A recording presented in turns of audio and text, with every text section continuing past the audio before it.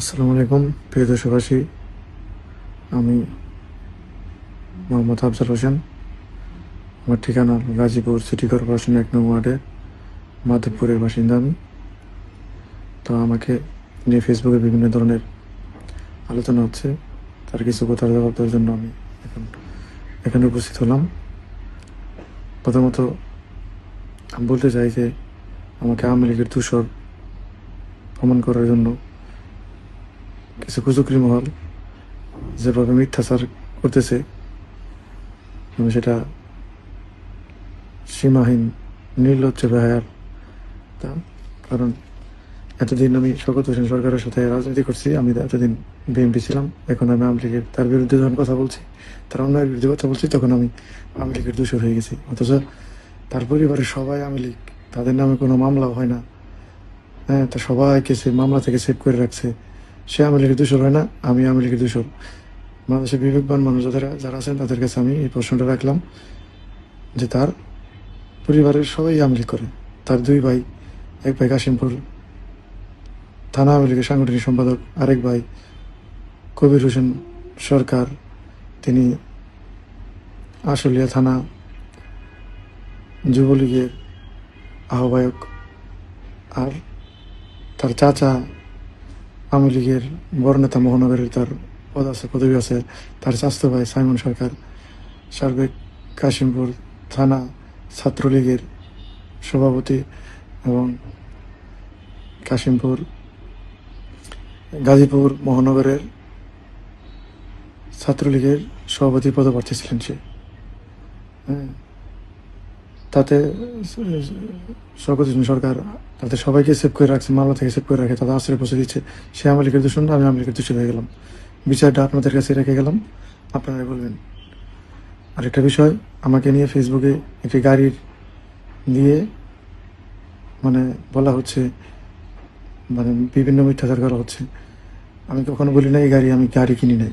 আমি বলছি যে ওই ভিডিওতে, যে ভিডিওটা ভাইরাল হয়েছে সহজ চেয়ারম্যানকে নিয়ে, ওই ভিডিওতে যখন আমাকে প্রশ্ন করা হয় এই টাকাগুলো তো আপনি গাড়ি কিনছেন, এই বাবদ দিচ্ছেন, আমি বলছি প্রশ্নে আসে না। কারণ এগুলো গাড়ির টাকা না, এগুলো হইলো চাঁদার টাকা, প্রতি মাসে আমাকে দেওয়া হতো।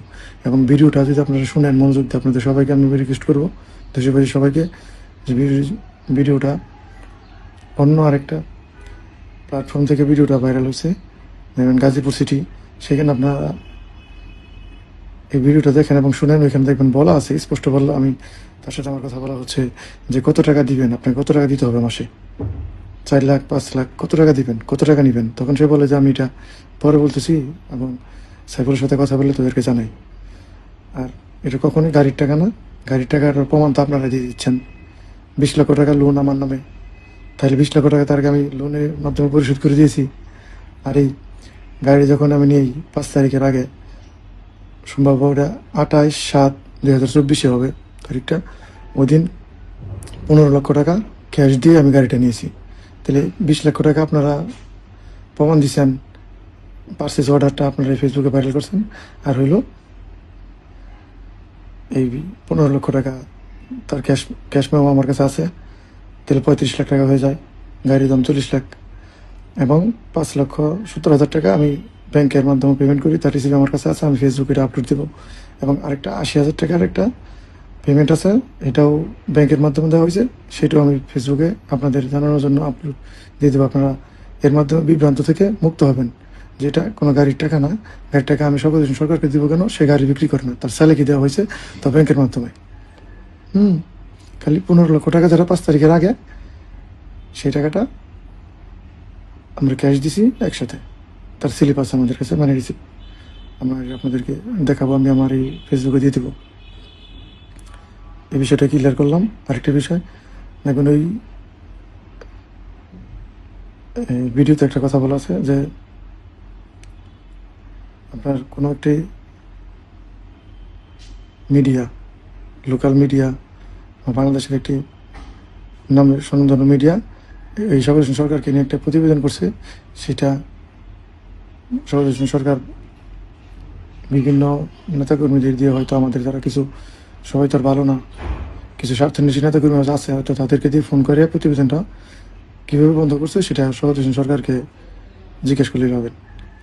আর আমি কখনোই আমার দলকে ছোট করার জন্য কোনো কাজ আমি করি নাই, এবং আমি আমার দলকে ভালোবাসি। আমার দলের নেত্রীকে আমি দেশনেত্রী বেগম খালেদা জিয়াকে ভালোবাসি। আমাদের আগামী দিনের রাষ্ট্রনায়ক তারেক রহমানকে আমি ভালোবাসি। আমি দলের আমার কারণে দলের বদনাম হয় এরকম কোনো কাজ আমি করি নাই। কারণ শওকত হোসেন সরকারের বিরুদ্ধে যেটা আমি বলছি সেটা ব্যক্তির বিরুদ্ধে, সে ব্যক্তি হিসেবে চাঁদাবাজি করছে, তার দায় দল নেবে না। আর এই বিষয়টা মিডিয়া বলার আগে আমি আমার এই নেতাকর্মীদেরকে জানাইছি। সেটা হলো আমার জিয়া মঞ্চের যে গাজীপুর মহানগরের সভাপতি শাহিন আলম সরকার, সে বিষয়টা অবগত আছে, এবং আমাদের কেন্দ্রীয় কমিটির সেক্রেটারি ফয়জুল ইকবাল ভাই, উনিও বিষয়টা জানে, এবং সালাম ভাই, আমাদের বীর মুক্তিযোদ্ধা আব্দুল সালাম, উনি আমাদের জিয়া মঞ্চের কেন্দ্রীয় কমিটির সভাপতি, উনিও এই বিষয়টা জানেন। হ্যাঁ, এটা আমি তাদেরকে জানাইছি, তারা ওনার সাথে কথা বলছে, কিন্তু শওকত হোসেন সরকার কারো কথা শুনে নেই। এখন যে বিষয়টা আমার জন্য সবচেয়ে বেশি গুরুত্বপূর্ণ সেটা হলো আমার নিরাপত্তা হুমকি। আমি ওই ভিডিওতে দেখবেন একটা কথা বলাচ্ছে যে আমি অনেকদিন যাবৎ পলাতক আছি। যখন ওই মিডিয়ার প্রতিবেদনটা সে বন্ধ করে, যে কোনো মাধ্যমে ভাবে হয়তো কোনো নেতাকর্মীদের বন্ধ করার পর থেকে সে আমার প্রতি খেপছে, এবং তার নেতাকর্মীদেরকে নির্দেশ দিচ্ছে আমাকে যেখানে পাইলেও সেখানে হত্যা করা হবে। হ্যাঁ, এখন তো ভাইরাল হওয়ার পরে এখন সে আরও হয়ে গেছে, হিংস্র হয়ে গেছে। তার নেতাকর্মীরা অনেক ভয়ঙ্কর, এখন আমাকে মারার জন্য তারা বিভিন্ন সুযোগ খুঁজতেছে। তো আমি এই ভিডিওর মাধ্যমে আমি আমার নিরাপত্তা চাচ্ছি। আর এবং আমার যদি কোনো ক্ষয়ক্ষতি হয়, আমার পরিবারের কোনো ক্ষতি হলে এর দায়ভার শওকত হোসেন সরকারকে নিতে হবে। এবং আমি আমাদের যে বাংলাদেশের নিরাপত্তা বাহিনী আছে, পুলিশ, ওনাদেরকে বলবো যে আপনারা আমার নিরাপত্তার বিষয়ে একটু খেয়াল রাখবেন। এই বলে আমি আমার কথা এখানে শেষ করছি। বাংলাদেশ জিন্দাবাদ, বাংলাদেশ জাতীয়তাবাদী দল জিন্দাবাদ।